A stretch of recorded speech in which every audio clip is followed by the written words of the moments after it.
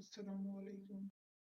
পবিত্র মাহে রমজান গুনাহ মুক্তির বরকতময় একটি মাস।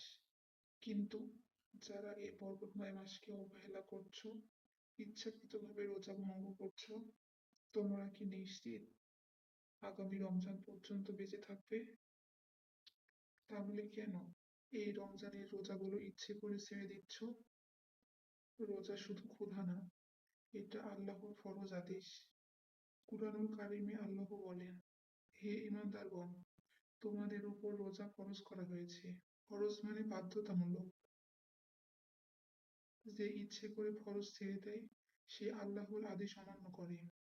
রাসূল সাল্লাল্লাহু আলাইহি ওয়াসাল্লাম বলেছেন, যে ব্যক্তি কোনো শরঈ ওযর ছাড়া রমজানের একটি রোজা ভঙ্গ করে, সে যদি সারা জীবন রোজা রাখে তবুও সেই একদিনের ক্ষতিপূরণ হবে না।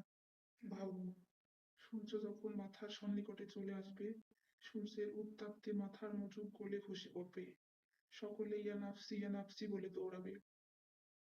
তোমরা কি শোনোনি জাহান্নাম সম্পর্কে, যার আগুন দুনিয়ার আগুনের চেয়ে 70 গুণ বেশি উত্তপ্ত? কিয়ামতের দিন সব মানুষ দাঁড়িয়ে আছে, হিসাব চলছে, আর তোমার আমলনামায় লেখা ইচ্ছাকৃতভাবে রোজা ত্যাগ করেছো। জাহান্নাম, যার আগুন দুনিয়ার আগুনের চেয়ে 70 গুণ বেশি উত্তপ্ত। কুরআনুল কারিমে আল্লাহ বলেন, যখনই তাদের চামড়া পুড়ে যাবে, আমরা তা পরিবর্তন করে নতুন চামড়া দেব, যাতে তারা শাস্তি আস্বাদন করতে পারে। যেখানে আগুন শুধু পোড়াবে না, লজ্জা পোড়াবে, অনুতাপ পোড়াবে, চিৎকার থাকবে, কিন্তু সাহায্য থাকবে না। আর তুমি? রাসূল সাল্লাল্লাহু আলাইহি সাল্লাম বলেছেন, তোমাদের কেউ আগুন থেকে বাঁচতে চাইলে একটি হলেও খেজুর দান করো।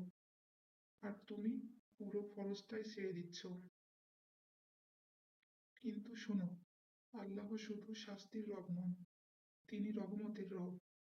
কুরআনুল কারিমে আল্লাহ বলেন, হে আমার বান্দারা, যারা নিজেদের উপর জুলুম করেছ, তোমরা আল্লাহর রহমত থেকে নিরাশ হও না। তুমি যদি আজ কাঁদো, আজ তওবা করো, আজ থেকেই রোজা শুরু করো, আল্লাহ তোমাকে ক্ষমা করতে পারেন।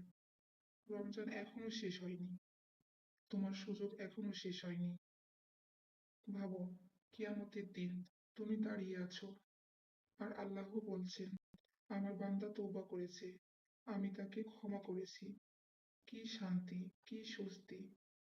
আজই সিদ্ধান্ত নাও, আর কখনো ইচ্ছা করে রোজা ছাড়বে না।